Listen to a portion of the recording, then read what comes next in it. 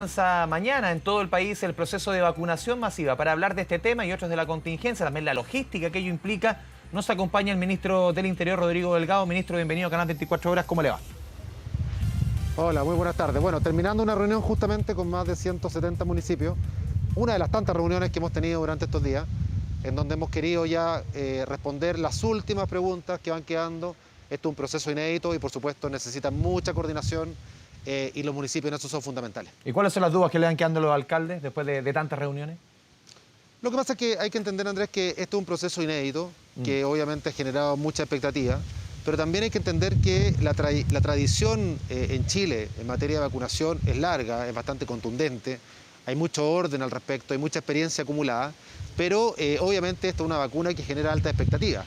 Por lo tanto, más allá de utilizar ya una plataforma que es conocida, que es las redes capilares, ¿cierto?, del Estado, que son los municipios, los terrenos, por supuesto que también hay dudas con respecto a lo que se ha planteado muchas veces por la comunidad con respecto a los grupos etarios, que pueden ser, obviamente, qué tan flexible es el calendario y, por supuesto, también algunos temas logísticos de apoyo a los municipios, pero en realidad fue una reunión bastante más breve que otras, porque ya los alcaldes, la alcaldesa y también los directores de salud municipalizada de todo Chile ya tienen bastante más claro. Hoy día estamos superando hasta ahora las 800.000 dosis entregadas. La logística ha sido tremenda, solo hoy se han entregado más de 800.000 dosis en distintas DBI, que son las bodegas, por así decirlo, los centros de distribución que están en distintas regiones y que por supuesto ahora estamos en la última milla de esa distribución, vale decir ya de los DBI hacia los hospitales o hacia los municipios para que ya mañana comience este proceso. Uno se imagina, ministro, que ustedes trabajan en varios escenarios para mañana. ¿Cuáles son las principales complicaciones que ustedes ven que se podrían dar mañana? ¿Aglomeraciones, largas filas? ¿Cuáles son los problemas que pudiesen suscitarse? No, mira, este es un proceso que tiene la particularidad de que comienza de las edades más altas, ¿cierto? Y va decreciendo conforme pasan los días. Eso nos da la oportunidad, por supuesto, de que el primer día estamos hablando del personal de la salud, que incluso comenzó hoy en algunos lugares, ¿cierto? En algunos hospitales, en algunos centros médicos. Mañana también lo que es la salud municipalizada, los funcionarios, las personas que van a atender a las distintas comunidades también se van a vacunar. Pero el público objetivo mañana son personas de 90 años o más, por lo tanto el flujo que vamos a tener el primer día no es tanto, sino que estas personas muchas veces, la gran mayoría de ellas incluso son vacunadas en domicilio, porque los municipios y los distintos servicios de salud a lo largo de todo Chile ya tienen una estrategia que viene de la influenza. O sea, aquí cuando yo digo que hay una experiencia acumulada, justamente tiene que ver con que los municipios ya esto lo han hecho en otras oportunidades, por ejemplo para la influenza, por lo tanto la plataforma existe, lo que sí le hemos inyectado una cantidad importante de recursos para que la gente se haga una idea. En la campaña de influenza se transfiere a los municipios cerca de 2.000 millones de pesos, aquí estamos hablando de 7.000 millones de pesos, o sea, más que 3 veces, ¿cierto?, lo que ya se inyecta en campañas habituales. ¿Y eso por qué lo estamos haciendo? Porque como gobierno lo que queremos es asegurar el éxito pleno del proceso. Ahora, esto es una vacuna que por supuesto genera expectación, también hay información que hay que darle a la comunidad y en eso estamos trabajando también con los municipios. Ministro, ¿qué información maneja usted respecto a esta decisión de la Intendencia del Maule de cesar en sus funciones al gobernador de la provincia de Talca, Jaime Suárez, por no ceñirse las instrucciones sobre la calendarización de las vacunas? Se puso a vacunar hoy día, parece. Bueno, es lo mismo que te estoy explicando. Acá había un esfuerzo de meses de todo un gobierno, pero también de municipios, de la comunidad. Esto no tiene que ver con colores políticos, esto tiene que ver con que aquí, más que una vacuna tradicional, lo que está llevando es la esperanza a la gente y por eso es tan importante aplicar todos los protocolos que como gobierno, por supuesto, hemos exigido, por ejemplo, a los municipios, a las clínicas, a los hospitales, a la comunidad en general. Y tenemos que ser muy rigurosos en cumplirlo. Y por supuesto que el gobierno debe tener una sola voz al respecto. Por lo tanto, justamente estamos hablando de que adelantarse, más allá de que esto lo habría hecho un municipio, por supuesto las autoridades que tienen que hacer cumplir ese calendario también tienen que estar en la misma línea. ¿Cuál es la información que usted maneja? Insistirle en el tema, ¿comenzó a vacunar hoy día? ¿A cuántas personas alcanzó a vacunar? ¿Cuál es la información que manejan ustedes en La Moneda? No, la información es que un municipio en particular de la región del Maule comenzó la vacunación hoy no solamente saltándose el calendario, sino que también la edad de la persona vacunada, y eso por supuesto que no podemos aceptarlo, porque si lo hace un municipio en particular, finalmente lo van a hacer todos. Y ¿sabes cuál es el gran problema detrás de esto? Si no es ni siquiera un tema de un capricho. Acá lo que hay detrás, Andrés, es que si nos saltamos el calendario, si empezamos a vacunar a quien queramos, donde queramos, el peligro de aglomeración futura es muy alto. Y tú me hiciste la pregunta de la aglomeración, y yo te quiero también hacer una distinción ahí. En algún momento van a haber filas, pero no hay que confundir fila con aglomeración. Nosotros estamos proyectando que en algún momento, para que se haga una idea, Andrés, ustedes también en la casa, sí. Mañana, la primera semana, vamos a estar vacunando del orden de 100.000 personas diarias. La próxima semana eso va a subir a cerca de 200.000, 250.000 diarias, con proyecciones obviamente en las edades más nivel medio de la curva. Pero para que también pongamos en perspectiva, en las campañas de influenza se vacunan hasta 600, 700.000 personas diarias. O sea, estamos hablando que son niveles bastante más bajos que la campaña de influenza. Pero como estamos en modo COVID, como estamos con riesgo cierto de contagio todavía, por supuesto que lo que tenemos que asegurar es que si hay filas, las filas sean obviamente ceñidas a los protocolos, que las filas tengan la distancia social, el uso de mascarilla, el alcohol gel, o sea, que la fila sea una fila saludable. Y en ese contexto, por eso le pido también encarecidamente a los medios de comunicación que el día de mañana, cuando se vea una fila en un dispositivo, en un consultorio, en un vacunatorio, no le llamemos aglomeración. Esas filas van a ser filas controladas, vamos a tener el personal también para gestionarla y, por supuesto, todo como corresponde según los protocolos establecidos. O sea, lo que usted dice, van a haber filas sí o sí, el tema es que esas filas respeten la distancia, respeten de alguna forma la normativa a la que ya estamos acostumbrados el último año prácticamente. Claro, lo que pasa es que, y por eso el lenguaje es tan importante, porque el lenguaje crea realidad. Aglomeración, no sé, es lo que vimos en algún momento, ¿cierto?, en el mall chino, por llevarlo al otro extremo.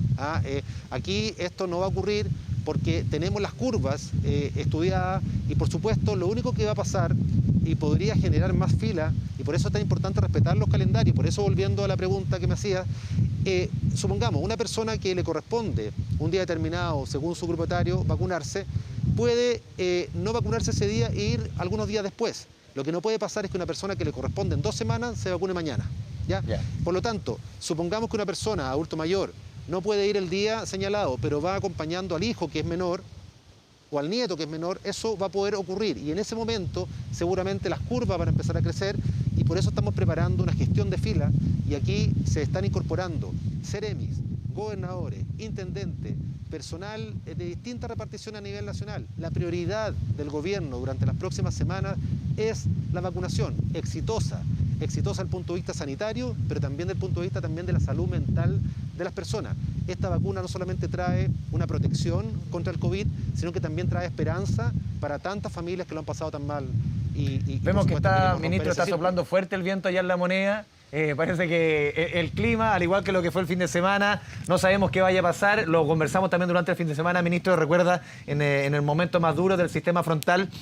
¿Ya está de seguro, está cerrado el tema del suministro de agua, por lo menos para mañana? Porque el agua es tan importante en todo este proceso. El agua es fundamental dentro de las medidas sanitarias. ¿Ya se da por hecho? ¿Ya zafamos de alguna forma del corte de agua? ¿Sí o sí no va a ser un tema para mañana?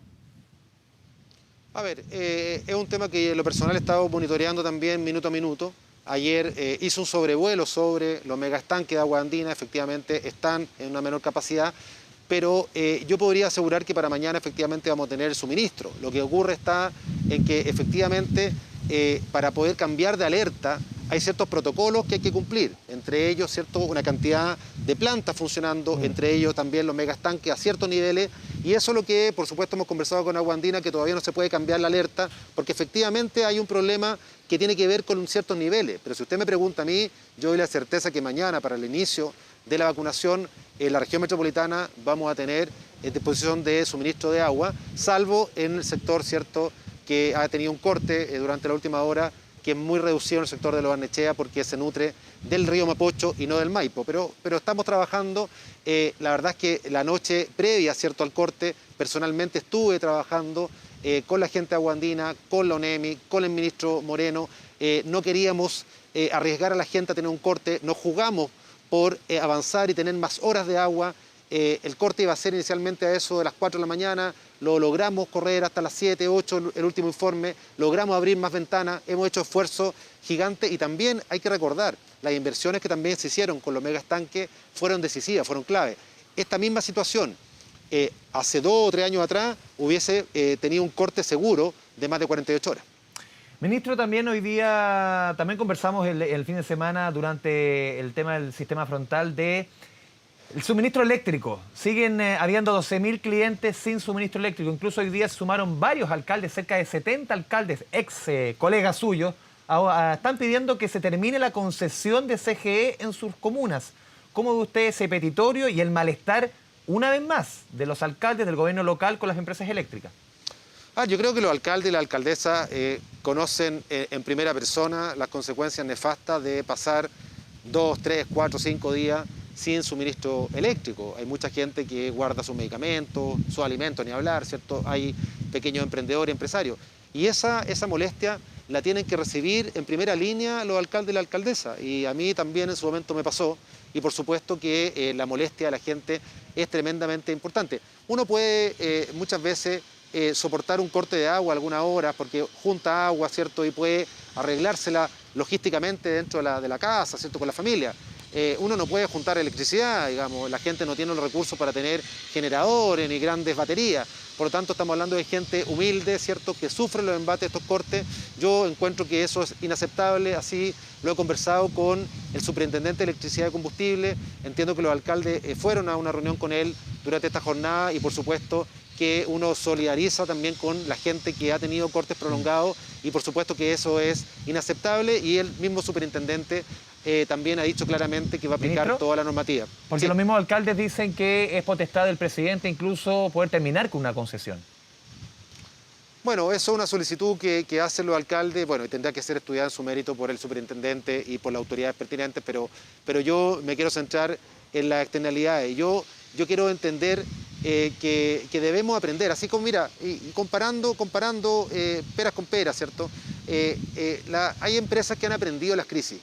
Hay empresas que han aprendido, ¿cierto?, del malestar de la gente y se han actualizado y han generado protocolos territoriales para poder estar junto a las personas que más sufren, justamente apoyándolas. Yo creo que aquí hay empresas que todavía tienen mucho por hacer, mucho por avanzar para poder solucionar los problemas cada vez, en este caso, ¿cierto?, que hay una lluvia o cada vez que hay un viento fuerte, no puede ser que tengamos tantos miles de clientes con tantas horas sin suministro Pero, eléctrico. ministro, ministro, es un tema de inversión, por ejemplo, porque vimos el malestar, por ejemplo, el agua potable en la región metropolitana. Las inversiones que se hicieron en Pirque, que se están haciendo en otros puntos, llevaron a que, porque hay que subrayar de repente cuando la pega se hace bien. Y en el caso de Aguas Andinas, aquí no hubo un corte de agua con este sistema frontal que tuvimos. ¿Qué pasa en el tema del corte de la luz? O sea, ¿es un tema de inversiones? ¿Es un tema de castigo para que les duela y al final no vuelva a ocurrir? ¿Tema de qué? No, yo creo que es lo que se está planteando. Hay empresas que han aprendido de las crisis y hay empresas que les cuesta más aprender de las crisis y el mismo superintendente ha elaborado algunos informes preliminares en donde efectivamente se da cuenta de alguna falta de mantención. La lluvia por sí misma no es causal para que se corte la luz, o sea, no es normal que porque hay una lluvia uno tiene que aceptar cortes de luz prolongados. Puede ser que haya problemas puntuales, puede ser que efectivamente en algún sector una caída de una rama y bueno, y se entiende, por algo están las cuadrillas, por algo están las contingencias, eso puede ocurrir. Pero lo que no se entiende es que haya familias que tengan que estar 3, 4 noches sin suministro eléctrico, con todos los riesgos y con todas las externalidades negativas que eso conlleva. Por lo tanto, el superintendente ha elaborado y está elaborando un informe, yo he hablado con él diariamente, y ese informe tiene que ser considerado a la hora de, obviamente, aplicar las multas, pero también yo creo que hay que apelar al aprendizaje. Al aprendizaje. O sea, hay empresas que se han reconvertido en las crisis y yo creo que esto también tiene que ser un llamado de atención para la empresa distribuidora de electricidad en todo Chile. Y tienen que, por supuesto, estar a la altura de los tiempos y a la altura de la exigencia también de los chilenos y chilenas que pagan su cuenta y que, por supuesto, también tienen derecho a tener suministro. Ministro, se nos va el tiempo, no quiero dejar de preguntarle algo que cruza el tema de la vacunación con lo político. El presidente ha tenido el último año y medio un gobierno muy complejo, con diversas situaciones, usted lo sabe, lo hemos visto todos los chilenos con el estallido social, con la pandemia, con toda la crisis que ha significado para para el gobierno. ¿Cuánto se juega el presidente Piñera en el caso de que sea una vacunación exitosa, en lo que sea el recuerdo de su gobierno más adelante? Más allá, obviamente que lo más importante es salvarle la vida a los chilenos, pero también en lo político, esto cruza con lo político. Usted como jefe del equipo político, ¿cuánto se juega el presidente Piñera en un proceso de vacunación después de 1 año y medio que ha sido muy, muy complicado para el gobierno con índices de aprobación históricamente bajos? La política tiene que ver con dar respuestas efectivas a la gente, la política tiene que ver con conectarse con las necesidades de las personas y por supuesto que la salud es una de las principales preocupaciones de las personas. Por lo tanto, si uno logra conectarse con esa problemática, si tenemos un presidente que ha liderado la firma de los contratos, la traída oportuna en tiempo y en forma de las vacunas que prometió, la negociación que ha hecho él directamente, el empoderamiento que tiene él con este tema, por supuesto que hay un juego importante en lo político, pero yo creo que eso finalmente es secundario a la luz de la vida de las personas. Aquí la vida y la salud de las personas es lo primero y el tiempo dirá, la historia nos juzgará por lo que ha sido una gestión, a mi juicio, exitosa en materia, por ejemplo, de camas críticas, en materia exitosa de ventiladores y, por supuesto, de traer las vacunas. Ahora, una cosa es que las vacunas llegaron y otra cosa es cómo la implementamos. Y ahí tenemos que jugar todos en un solo equipo. Por lo tanto, más que un legado político, tiene que ser un legado finalmente de la historia de Chile, con respecto a la épica que esto significa. Yo lo he dicho, municipios, gobierno, sociedad, juntas de vecinos, adultos mayores, todos somos un solo equipo, todos con la misma camiseta de la vacunación COVID exitosa por y para la gente. Ministro Rodrigo Delgado, ministro del Interior, muchas gracias por esta conversación, este espacio con Canal 24 Horas. Muy buenas tardes.